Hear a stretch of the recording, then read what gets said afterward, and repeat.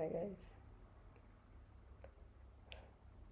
Actually मैंने एक दो बार वीडियो ट्राई किया रिकॉर्ड करने का, थोड़ा जो मैं नहीं हूँ उस तरह से रिकॉर्ड करने का, बट वो मुझसे नहीं हो पा रहा, तो मैं वापस इस काम और कंपोज्ड और इस चिल वे में ही करने वाला हूँ। तो मतलब दो तीन बार मैंने रिकॉर्ड कर लिया है, एक एक दो दो मिनट रिकॉर्ड किया, फिर मैंने कहा नहीं यार, फील ही नहीं आ रही थी वो मुझे। So the feeling is very important.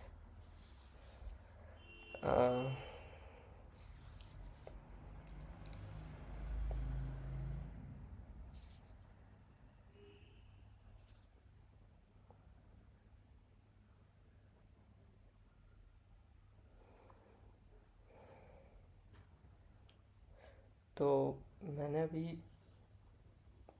मतलब मैं थ्रेड्स लिख रहा था, तो मुझे उससे याद आया कि आजकल पेड प्रोपेगेंडा बहुत ज़्यादा ही चल रहा है। लाइक मैं देखता हूँ हर दूसरी पोस्ट या तो मुझे फॉर में दिखती है या अगेंस्ट में दिखती है, और मतलब साफ दिखता है कि वो पेड प्रोपेगेंडा है।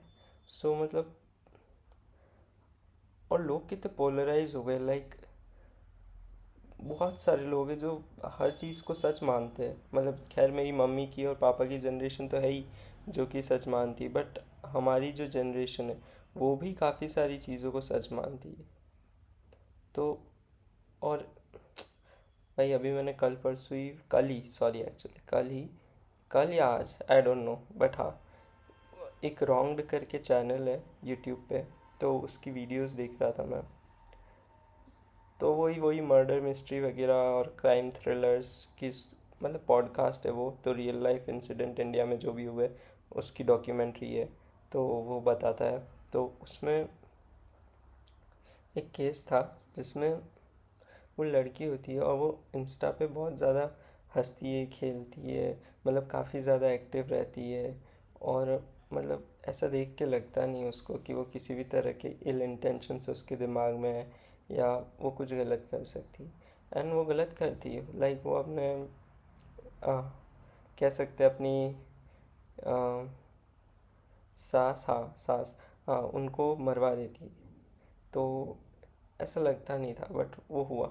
तो मैं देखता हूँ और उसकी रील्स भी उस वीडियो में उसने बताई थी, तो ऐसा लग रहा था काफ़ी जॉली पर्सनालिटी, काफ़ी हंसने खेलने वाली, ये कहाँ किसी को हार्म कर सकती है। और मतलब वो हार्म किया, उसने पूरी प्लानिंग के साथ मर्डर किया। तो मतलब मैं सोच रहा था कि जो वर्चुअल वर्ल्ड में दिखता है, जो इंस्टाग्राम पे, जो यूट्यूब पे, जिस पे भी दिखता है, कितना ज़्यादा फेक है यार ये सब। मतलब बिलीव नहीं होता कि इतना ज़्यादा फेक। मतलब हम कम्युनिटी में तो रहना चाहते हैं, बट फेकनेस के साथ हमारी क्यों? लाइक जो भी वो लड़की है, जो भी हम लोग हैं, हम चाहते हैं कि हम अपने सोसाइटी को और हमारे आसपास की जो जितनी भी कम्युनिटी है उसमें हमारी तारीफ़ हो, या हमारे बारे में अच्छा बोला जाए, हमारे बारे में अच्छा परसीव किया जाए। बट हम अंदर से कैसे भी हम उसको भी एक्सेप्ट करते हैं, और बाहर मतलब एक्सेप्ट तो क्या करते हैं कि हम अंदर से जैसे है, लाइक अगर हम ख़राब है तब भी हम फेक करते बाहर को अच्छा दिखाने में।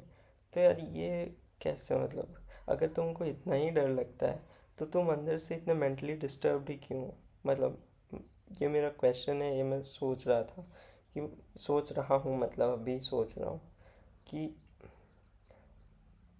अगर आप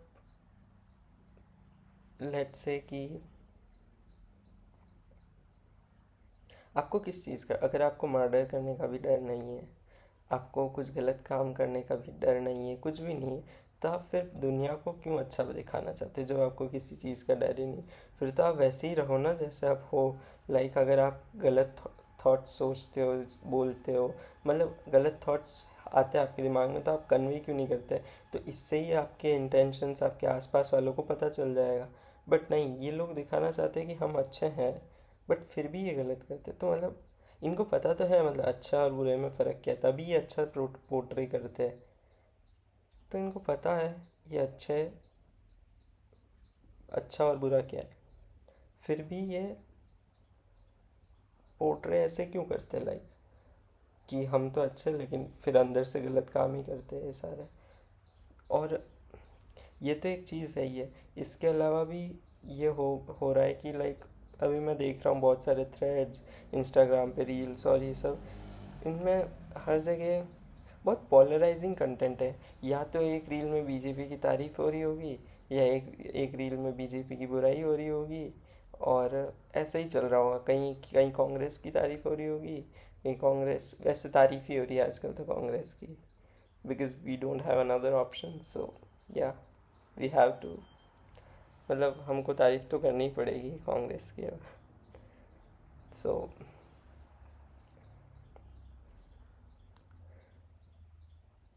सो मैं ये देख रहा हूँ कि ये जो कंटेंट है ये कितना ज़्यादा डिस्ट्रक्टिव है, कितना ज़्यादा पोलराइजिंग है, कि मतलब लोग दो गुटों में बट गए। जैसे मेरे भी फ्रेंड्स हैं, तो मेरा एक फ्रेंड है वो हार्डकोर मोदी भक्त है, और अंधभक्त कह सकते हैं, अंधभक्त भी नहीं कहे तो मोदी भक्त कह सकते हैं, या बीजेपी भक्त कह सकते हैं, जो भी क्या, जो भी क्या। और एक फ्रेंड है वो बिल्कुल अलग है, और वो दोनों जब मैं, वैसे वो दोनों साथ ही रहते हैं तो वो पता है मुझे कि वो दोनों, और एक मतलब हाँ कांग्रेस की साइड है, एक बिल्कुल भी मतलब बीजेपी की साइड नहीं है। तो अब वो दोनों आपस में जब कॉन्वर्सेशंस करते हैं तो उनमें टकराव होता है, और बिल्कुल पोलराइजिंग कॉन्वर्सेशंस होती है वो, कि लाइक ये कहता है कि ये वाली साइड बिल्कुल ही गलत है, और वो कहता है वो वाली साइड बिल्कुल ही गलत है। पर हम लाइफ के न्यूएंसेस को पढ़ क्यों नहीं पाते, लाइक ये तो हम बच्चे थे तब भी करते थे कि ये अच्छा है और ये बुरा है, अच्छा, पर लाइफ कभी ऐसी थोड़ी होती है अच्छी और बुरी। लाइफ तो दोनों होती, ग्रेइश होती है ना कुछ, कि वाइट भी होता है और ब्लैक भी होता है। तो साइड अच्छी भी है और बुरी भी है, और हम क्यों किसी साइड से खुद को जोड़े, क्योंकि हम तो है नहीं उसमें। जो सही है वो सही है और जो गलत है वो गलत है, बट हमने टैग्स दे दिए कि ये सही ही है और ये गलत ही है, और फिर उस बेसिस पे हम आपस में एक दूसरे से लड़ा रहे हैं। तो एक तो ये हो गया कि ये पोलराइज कर रहे हैं। तो एक्चुअली मैंने दो टॉपिक्स को मिक्स कर दिया ना।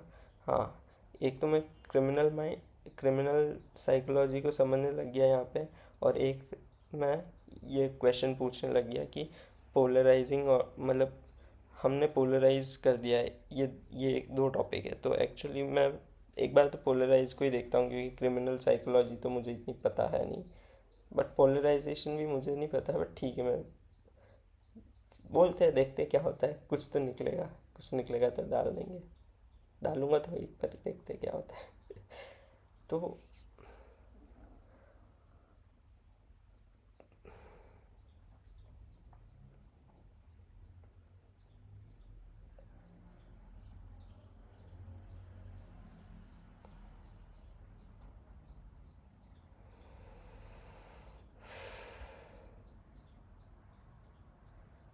तो हाँ, मैं कहा था पोलराइजेशन पे। हाँ, तो इस सोशल मीडिया ने हमको बहुत ज़्यादा पोलराइज किया। बेसिकली पोलराइजेशन क्या है, डिवाइड एंड रूल, वही है पोलराइजेशन। लाइक अभी इंडिया, अभी जैसे यूएस की बात करते हैं क्योंकि वहाँ पोलराइजेशन नेक्स्ट लेवल पे, बट यही सेम चीज़ इंडिया में भी हो रही है, जो कि दिख भी रहा है। तो वहाँ पे रिपब्लिकन्स और डेमोक्रेट्स के बीच में बिल्कुल नहीं बनती। They don't want get they don't want to even talk to each other, like forget about being friends, but they don't even talk to each other. So मतलब इतना ज़्यादा वो डिवाइड हो गई है कम्युनिटीज़, और किस लिए, बस आइडियोलॉजीज़ पे और जो भी पॉलिटिकल पार्टीज़ के एजेंडाज होते हैं उनके चक्करों में। और दोनों साइड एक दूसरे की बात को बिल्कुल सुनना ही नहीं चाहते हैं, मतलब they don't even consider the other person's point of view. So ये बहुत अजीब सी चीज़ हुई है। और इससे हमारी सोसाइटी क्या हो गई, एक तो डिवाइड एंड रूल हो गया। डिवाइड एंड रूल में कोई भी हम पे आराम से इजीली रूल कर सकता है, ठीक है। दूसरी चीज़ ये हुई है कि हम ओपन नहीं रहे। अगर हम ओपन नहीं रहेंगे तो ये इंडिविजुअल लेवल पे और सोसाइटल लेवल पे बहुत डेंजरस है, because everything is changing, and if you are not open to change, and if you are not open to listen to other person's perspective, then we are just stuck at one place. And even if other person, even if something is going right on the other side, still we see like there are problems, and we can't see the reality, we can't judge the reality as it is. So it is very dangerous for us. Like अगर हम reality नहीं समझ पाए तो हम क्या false assumptions create कर लेंगे, फॉल्स थिंकिंग बनेगी जो रियलिटी पे बेस्ड नहीं होगी उससे। और जो भी रियलिटी पे बेस्ड नहीं होता, जो भी थिंकिंग रियलिटी पे बेस्ड नहीं है, तो वो गलत ही रोड पे ले जाएगी हमको। लाइक गलत ही हम डिसीजंस लेंगे और फिर गलत ही होगा आगे चल के भी। तो ये मतलब ये है, ये वो जो सेम हुआ है वहाँ पे वैसा ही सेम यहाँ हो रहा है। और क्यों हो रहा है ये? क्योंकि बीजेपी, कांग्रेस और बहुत सारी पॉलिटिकल पार्टीज़ अपने कैंपेन्स चलाती है, डेली बेसिस पे आईटी सेल है इनके। तो बहुत ज़्यादा मतलब एक तरह से मार्केटिंग ही हो रही है इनकी। तो ये बहुत ज़्यादा पैसे खर्च करके हमारे हमारी थिंकिंग को चेंज कर रहे हैं। ये जैसा बड़ी बड़ी कंपनीज करती है वैसा ही सेम हो रहा है। और उससे हमारी ओपननेस ख़त्म हो रही है, हमारी यूनिटी ख़त्म हो रही है। और मैंने बताया था कम्युनिटी कम्युनिटी बहुत ज़रूरी है। अगर हम एक कम्यून नहीं है, मतलब एक्चुअली क्या है, हम सबको यूनाइट होना है। यूनाइट किस लिए होना है? मतलब there is no purpose to unite, but we just this is our innate desire to unite. There is no purpose to it, but even if we don't unite, then there is a sense of unfulfillment in us. There's sense of dissatisfaction in us, and it creates conflicts, it creates fights if we are not united. So मतलब बहुत सारे disadvantage, बहुत सारे नुकसान है। हम सब एक दूसरे से यूनाइट ही होना चाहते हैं इन दी एंड, बट ये जो पोलराइजेशन होता है, ये जो कंटेंट है, ये हम सबको डिवाइड कर रहा है। पहले कैसे डिवाइड होता था? पहले बहुत ब्रूटल वे में डिवाइड किया जाता था। जैसे कि ब्रूटल वे कैसे हो सकता है कि बहुत ओपन होता था divide and rule. Like public speeches हो रही है जहाँ पे ऐसी बातें हो रही है डिवाइड की, रूल की। आई डोंट नो कैसे एक्चुअली इंडिया को डिवाइड किया गया, बट हाँ कहीं ना कहीं किसी न किसी कम्युनिकेशन के ज़रिए ही ब्रिटिशर्स ने हमको हिंदू और मुस्लिम्स में डिवाइड किया। एंड अभी तक वो हिंदू मुस्लिम की डिवाइड चल ही रहा है। और अब एक और नया डिवाइड आ गया पॉलिटिकल, जो कि है बीजेपी, कांग्रेस और जो भी पॉलिटिकल पार्टीज़ है। तो ये सब हमको डिवाइड कर रहे हैं। मतलब पूरी दुनिया हमको, मैंने पिछले वीडियो में ही बताया था कम्युनिटी की कितनी इम्पोर्टेंट है हम ह्यूमंस के लिए। बट ये कम्युनिटी ही सबसे बड़ा बैरियर है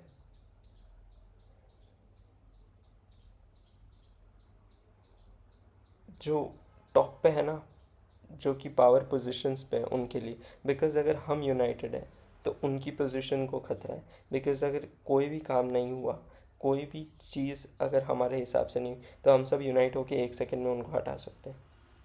so this unity is the biggest threat to any power in the world. So they want to break us in parts and divide and rule. This divide and rule strategy is so good because ये work भी कैसे कर पाती है? Because हम humans innately greedy है। हम humans innately, हमारे अंदर कुछ पर्सनल डिज़ायर्स है जो कि हम सोचते हैं कि कम्युनिटी से ऊपर है और हम उनको पूरा करने का ट्राई करते हैं। और पूरे तो हो जाते हैं। बेसिकली वो गेम थियोरी में है ना कि दोनों एक दूसरे को मारेंगे तो कोई नहीं जीतेगा, पर एक रुका रहेगा और दूसरा मारेगा तो जो मारने वाला है वो जीत जाएगा। तो हम सब वही वाला गेम खेल रहे कि पहले मारने का ट्राई कर रहे कि अगर हमने मार दिया तो हम जीत जाएंगे। तो वही है। बट बट ये नहीं पता है कि गेम थ्योरी में बस एक ही चीज़ सबसे इम्पोर्टेंट है कि आप यूनाइटेड रहो, तो आप दोनों जीतोगे। बट नहीं, वो तो बहुत मुश्किल है करना। उसके लिए पेशेंस चाहिए, उसके लिए फ्यूचर थिंकिंग होनी चाहिए कि भाई हाँ ऐसा होगा, इसमें बिलीव होना चाहिए कि हम यूनाइटेड रहेंगे तो हमारा ही फ़ायदा है। बट हम क्या, बहुत इंस्टेंट ग्रेटिफिकेशन, इंस्टेंट जो डिज़ायर हमारे उसके फुलफिलमेंट के लिए हम डिवाइड रूल करने के लिए, होने के लिए तैयार हो जाते हैं।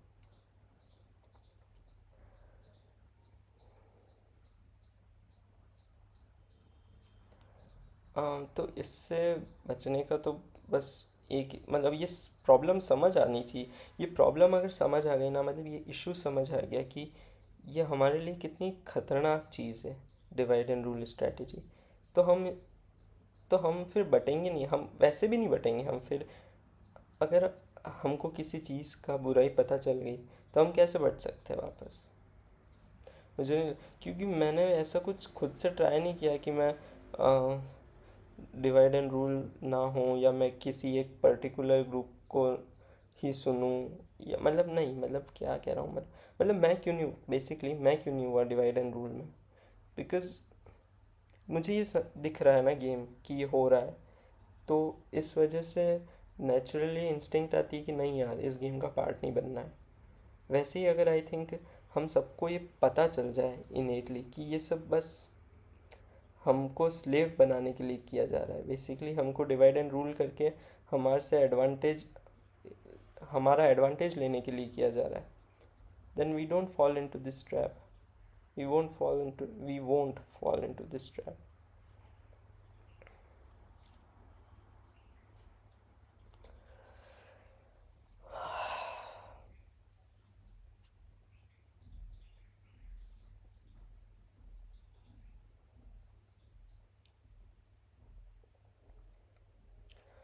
बट ये चीज़ पता है दिखेगी कब? ये कब दिखेगी? ये मुझे क्यों दिखी, ये क्यों नहीं दूसरों को दिख रही?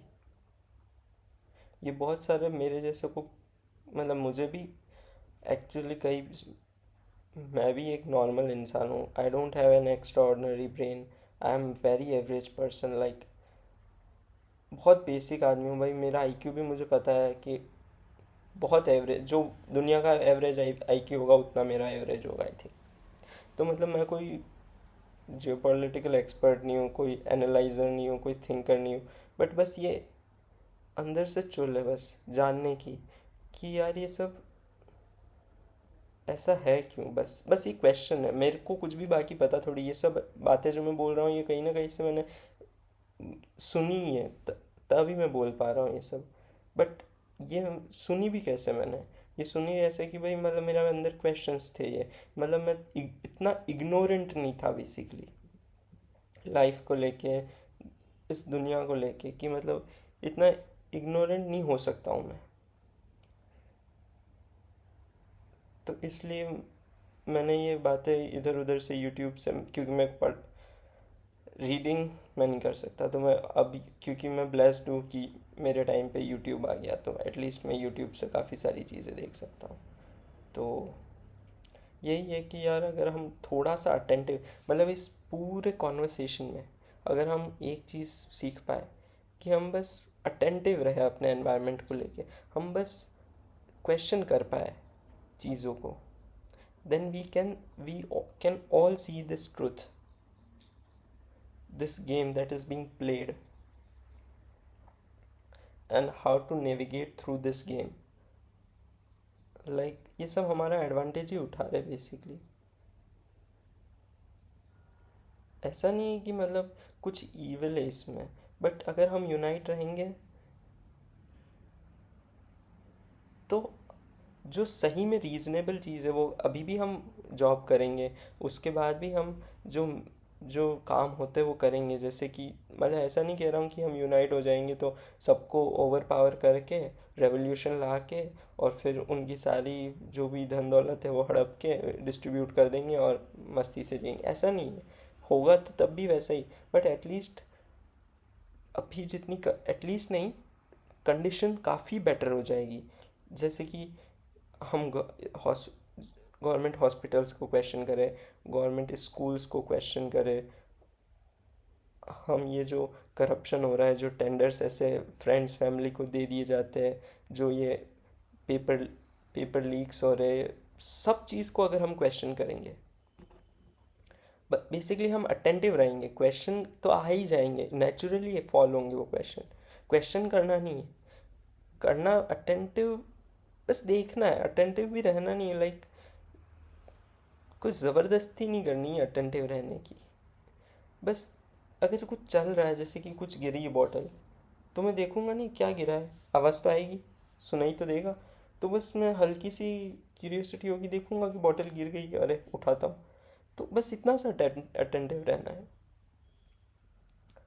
बट हाँ, मैं जानता हूँ कि सबसे पहले तो लोगों की लाइफ में खुद की रेस्पॉन्सिबिलिटीज़, अपने फैमिली की रिस्पॉन्सिबिलिटीज़ बहुत होती है, वो मतलब खुद को संभाले, फैमिली को संभाले, बच्चों को संभाले, या फिर ये सब जो वर्ल्ड की जो फार, क्योंकि मैं इतना फ्री हूँ इस वजह से मैं देख पा रहा हूँ, बट आप लोग इतना फ्री नहीं होगे शायद। आप अटेंटिव होगे, बट आपकी अटेंशन आपकी फैमिली पे होगी, आपकी कैरियर पे होगी, सही बात है, बिल्कुल सही बात है। बट क्या हम थोड़ा सा टाइम इस कम्युनिटी को दे सकते हैं? क्या हम थोड़ा सा टाइम इस ह्यूमैनिटी को दे सकते हैं? I know I am asking too much, because job करनी है, फैमिली को संभालना है, देन अपनी हेल्थ पे ध्यान देना है, देन कुछ आपके शौक होंगे वो भी करने हैं। तो टाइम तो नहीं है, मैं जानता हूँ, मैं कुछ भी नहीं करता हूँ फिर भी मेरे पास टाइम नहीं है, तो it's very difficult, I understand.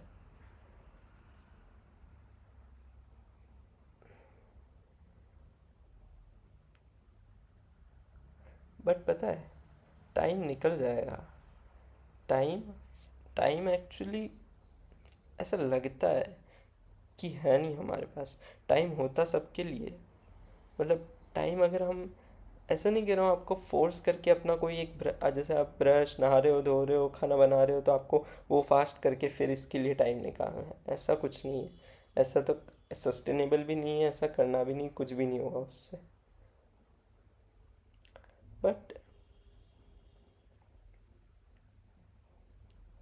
आपकी लाइफ में भी बहुत सारे प्रॉब्लम्स होंगे, आई अंडरस्टैंड। मेरी लाइफ में नहीं है, मतलब मैं इतना ध्यान नहीं देता हूँ, जो भी है, मतलब मेरी लाइफ अभी तो काफ़ी ऐसे ऑटो पायलट मोड पे है, तो मुझे इन चीज़ों की टेंशन नहीं करनी पड़ती, इस वजह से मैं ये सब देख पा रहा हूँ। बट मे बी एक टाइम पे मैं भी बर्डन हो जाऊँगा, क्या पता।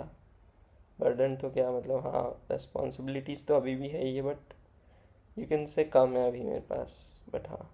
तो यार, बट अगर हम सब ऐसे करेंगे कि, वही मैंने कहा ना, वो गेम थियरी, कि मैं बस अपना अपना देख लेता हूँ और फिर बाकी तो जो होगा जो देखा जाएगा। देखो, इसमें आपका बहुत बड़ा नुकसान हो रहा है, आप देख पा रहे हो। आप कार खरीदते हो, आपको 50% रोड टैक्स देना पड़ता है, ऑन रोड प्राइस। देन आप कोई भी शॉपिंग करते हो, आपको टैक्स देना पड़ता है, हर एक ग्रोसरी प्रोडक्ट पे, हर एक सामान पे आपको टैक्स लगता है। उसके बाद आप 20 to 30% टैक्स अपना गवर्नमेंट को देते हो। तो मतलब आपका कितना, 60 to 70% आपका पैसा कहाँ गया। 60% तो मैं मान के, मतलब अगर आप डिसेंट कमाते हो, 20-25 लाख, तो आपका 60 to 70% आपका पैसा गया गया टैक्स में, ठीक है।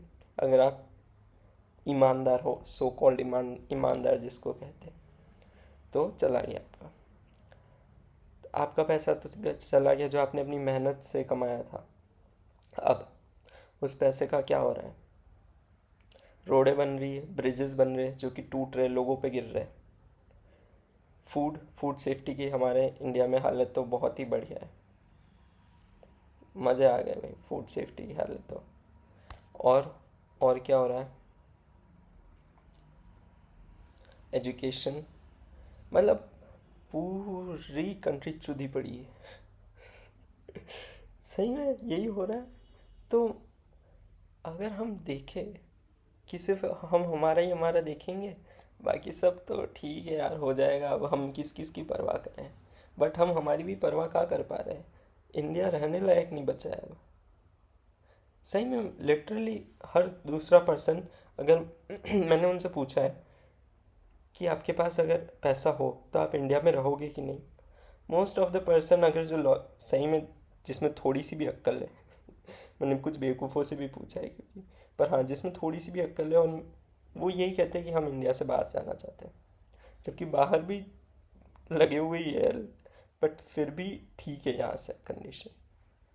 एटलीस्ट खाना पानी तो सेफ है, हवा पानी तो सेफ है।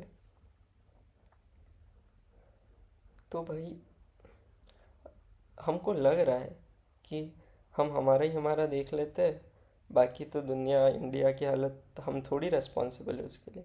बट आपके घर भी आएगी बात। लॉ एंड ऑर्डर की हमारी हालत देख लो भाई, कुछ बचा ही नहीं है। अभी मैं कुछ बोलूँगा मेरा मर्डर हो जाएगा, पता भी नहीं चलेगा। कुछ नहीं बचा है भाई। That's the state we live in right now, thankfully. And we call it, मतलब हम अपने आप को मानते हैं हम इंडिपेंडेंट है। We are a sovereign nation, independent nation. Yes, we are pretty independent. देख लो कैसी होती है इंडिपेंडेंस। ऐसी होती है जहाँ पे गरीबों की आवाज़ों को दबाया जाता है, और अमीरों के लिए सारे रूल्स मरोड़ दिए जाएंगे, तोड़ मोड़ दिए जाएंगे। अभी कल परसों ही शायद एक जज का स्टेटमेंट आया था कि वी आर नॉट गॉड्स। या, it is pretty true, you are not gods, but until and unless you try to be that authority in the court, you are projecting yourself as a god. Like, आप court में तो ऐसे ही बनते हो ना कि जैसे आप ही हो सब कुछ। तो अगर आप ही हो सब कुछ तो हम तो फिर आपको ही गॉड मानेंगे। अब आप चाहते हो कि आप मुसीबतों से बचने के लिए तो कह दो वी आर नॉट गॉड, पर कोर्ट में एक्ट ऐसे करो जैसे you are the God. Pretty good way, pretty good. अरे यार, मार दो यार मेरे को। मैं वैसे ही टर्म इंश्योरेंस से मेरे मम्मी पापा समझ लेंगे। मेरे को कोई फ़र्क नहीं है। एटलीस्ट मैं मैं मतलब बिना बोले तो नहीं रहूँगा, एटलीस्ट किसी के भी डर से। इतना तो फियरलेस हूँ मैं। ये कैसे लोग हैं भाई, कैसे लोग हैं? हमसे भी गलतियाँ होती है, कह रहे थे हमसे भी गलतियाँ होती है, हम गॉड नहीं है। सही बात है, आपसे भी गलतियाँ होती है, बट आप प्रोजेक्ट क्यों करते हो फिर ऐसा? आपने क्यों अथॉरिटी ले ली फिर दूसरों की लाइफ डिसाइड करने के लिए? मतलब मुझे बहुत बुरा जो ये कहते हैं ना कि मतलब 1000 गुनहगार है छूट जाए लेकिन एक बेगुनाह को सज़ा नहीं होनी चाहिए। मतलब मेरे को बहुत सही स्टेटमेंट लगता है ये, बहुत सही। बट ये फॉलो कहाँ हो रहा है? ये फॉलो कैसे होता है? किसी को भी बेल मिल जाती है, कोई भी घूम रहे। लाइक, अगर आप जुडिशरी का प्रोसेस देखोगे, एक लेवल पे वो गुड है, वो बहुत प्रिवेंटिव है कि भाई वो किसी भी बेगुनाह को सज़ा से बचाने के लिए वो 1000 गुनहगारों को छोड़ने के लिए तैयार है। That is very good, that is very preventive of them. But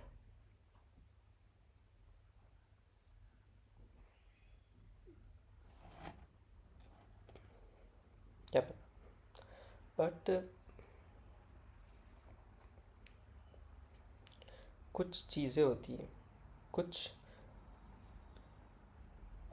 cases जो कि दिख रहे हैं सामने, मतलब लॉजिकली भी थोड़ा बहुत अगर हम, मतलब क्या है, बहुत ही मैकेनिकल प्रोसेस है जुडिशरी का, कि मतलब जो दिख रहा है, जो बस सुनाई दे रहा है, बस वही फॉलो होगा। मतलब बहुत रिजिड प्रोसेस है। तो अगर हम इतना रिजिड होंगे, क्योंकि क्राइम इतने रिजिडली नहीं होते, क्राइम बहुत फ्लेक्सिबली बहुत सारी ट्रिक्स से होते हैं। तो अगर क्राइम उतने ट्रिक से हो रहे, तो हम उनके फैसले को सुनाने में इतना रिजिड प्रोसेस क्यों फॉलो कर रहे हैं? मतलब ठीक है, कुछ मैं समझता हूँ इसी वजह से, बस वो एक लाइन की वजह से कि 100 गुनहगारों को सज़ा मिल जाए पर एक एक बेगुनाह को सज़ा नहीं मिलनी चाहिए। मतलब जो भी कुछ जो भी स्टेटमेंट है, बट यार वी हैव टू लाइक, मेरे को ऐसा लगता है कि बहुत ज़्यादा ज़रूरत है कुछ रिफॉर्म करने की जुडिशरी सिस्टम में। Because this is not a right way. Because एक एक केस 10-10 20-20 साल चल रहा है, ये क्या है, ये क्या मजाक चल रहा है भाई? वो बंदा मर गया है, उसका केस चल रहा है अभी तक। तो हाँ ठीक है, मैं कहाँ पे चला गया, मैं जुडिशरी पे रेंट करने चला गया, सॉरी। बट हाँ, तो मैं कहाँ पे था? पोलराइजेशन पे था। तो हाँ, बस मैं यही कह रहा था कि अटेंटिव रहना बहुत ज़रूरी है भाई। हमको लगता है कि हम पे फ़र्क नहीं पड़ रहा है, पर हम पे ही फ़र्क पड़ रहा है एक्चुअली, और किसी पे फ़र्क नहीं पड़ रहा है। नाउ, क्रिमिनल मेंटालिटी पे जो मेरी बात थी, वो उसके बारे में मुझे इतना नॉलेज नहीं है, तो मैं क्या ही करूँ। मैं सोच सकता हूँ उसके बारे में, पर सोचूंगा मैं फिर कभी और बताऊंगा। तो बाकी तो यही है कि भाई, पिछली पहले एक दो वीडियो में भी मैंने सेम ही बात बोली कि अटेंटिव रहना, मतलब वही कंक्लूजन हमेशा बस वहीं जाके अटकता है कि अटेंटिव अवेयर रहो, बस यही रहता है और कुछ खास रहता नहीं है। लोगों को टाइम नहीं है यार, मैं समझता हूँ, बट लाइक ये सोशल सर्विस होगी आपकी तरफ। अगर आप पैसा डोनेट नहीं कर सकते, अगर आप फाइनेंशियली, अगर आप फिज़िकली कोई हेल्प नहीं कर सकते, जैसे मैंने अभी तक कुछ भी फिज़िकली फाइनेंशियली नहीं किया है, बट ये मेरा तरीका है शेयर करने का, मेरा तरीका है अवेयर करने का, मेरा तरीका है थोड़ी सी सोशल सर्विस करने का, कि भाई थोड़े से अटेंटिव हो जाओ। बस सिर्फ अटेंड, और किस लिए अटेंटिव? अटेंटिव इंस्टाग्राम की रील्स पे नहीं होना है, रीलों पे अटेंटिव नहीं होना है, अपनी थिंकिंग में बस। कुछ कहीं फिजिकली भी कुछ नहीं करना है, बस अपनी थिंकिंग को ओपन करना है, ये देखना है बस दुनिया को। अगर आप अटेंटिव हो, लेट से कि कल को आपके ऊपर भी कोई प्रॉब्लम आए, एटलीस्ट आप जानते तो हो कि इस सिचुएशन से कैसे नेविगेट कर सकते हैं हम, या क्या क्या हमारे पास ऑप्शंस है। तो बस वही है। यह एक्चुअली, अगर आप इस लेट से एक और एग्जांपल देता हूँ मैं।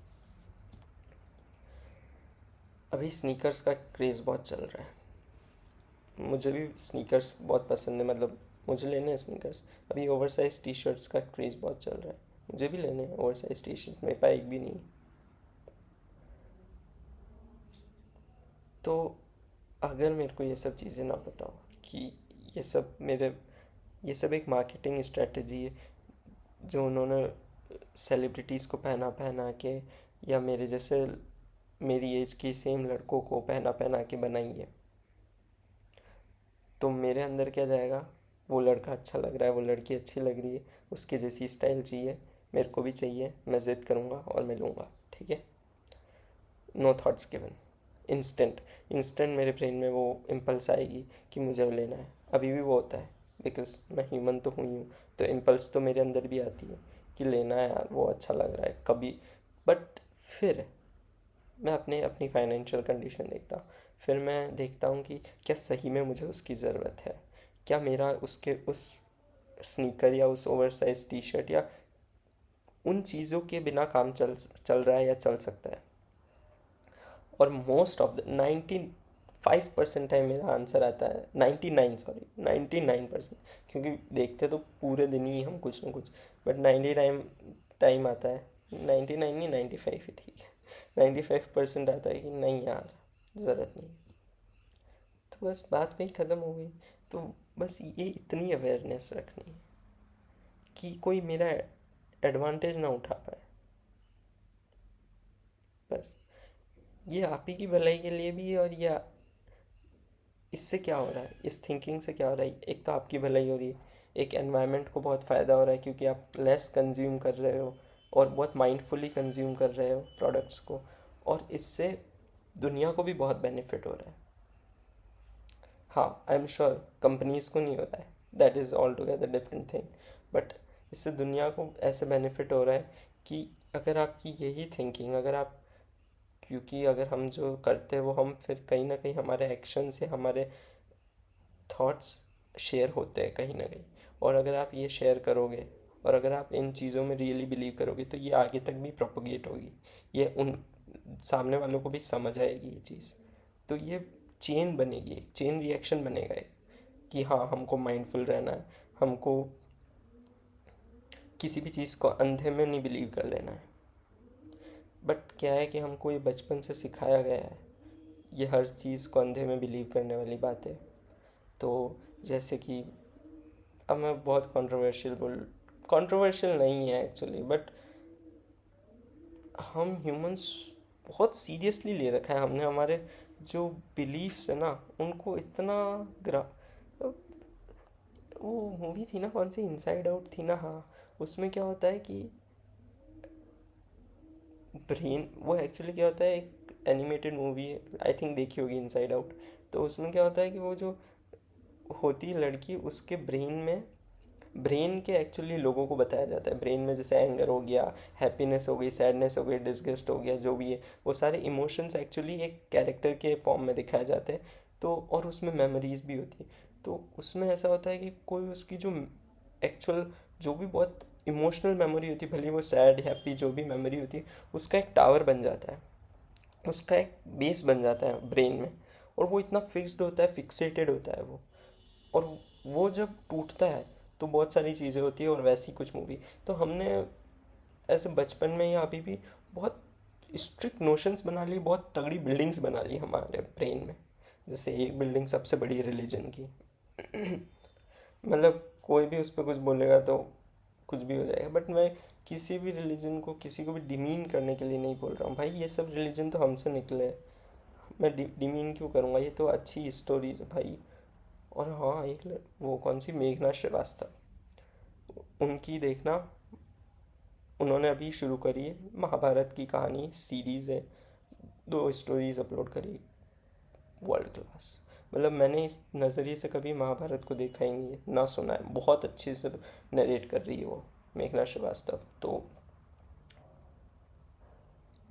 तो वो स्टोरीज़ बहुत अच्छी, मैं उनकी बुराई बिल्कुल नहीं कर रहा, they are just great, like Mahabharat हो गई, कुरान हो गई, भगवद गीता महाभारत सेम में ही मान रहा हूँ मैं, कुरान हो गई, बाइबल हो गई, they are really good stories and they carry a message that resonates with billions of people, so मतलब उनकी कोई दिक्कत नहीं।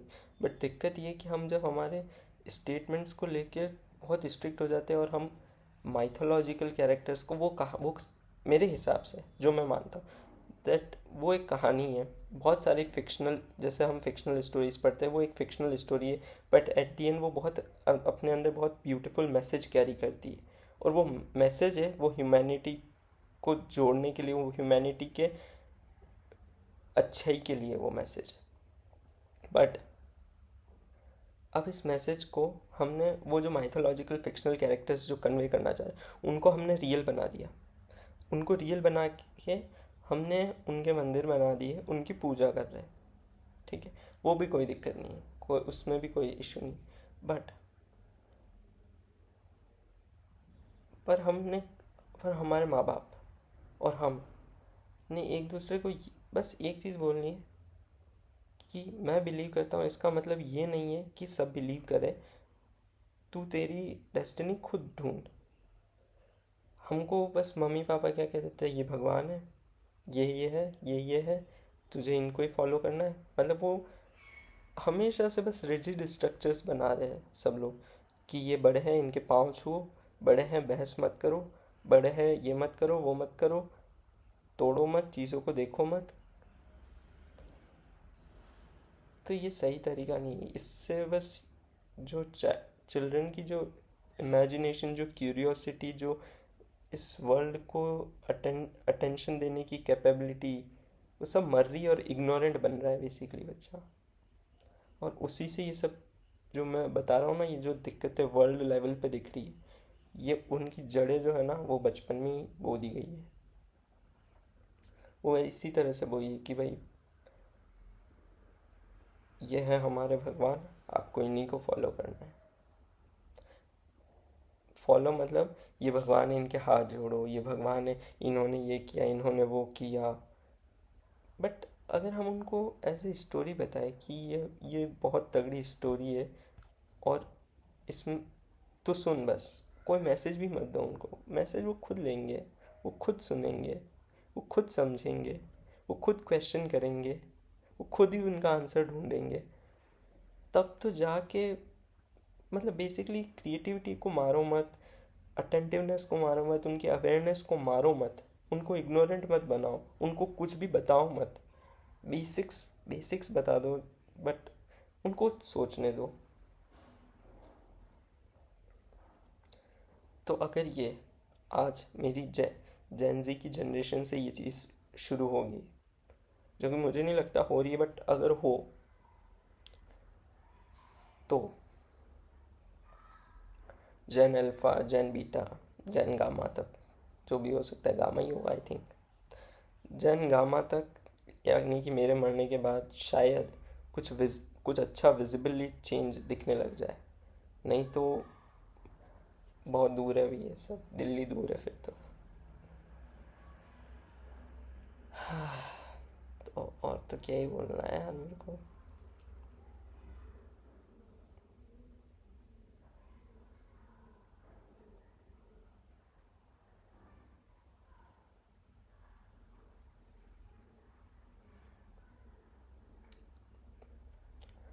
बाय। अपना ध्यान रखना आप लोग।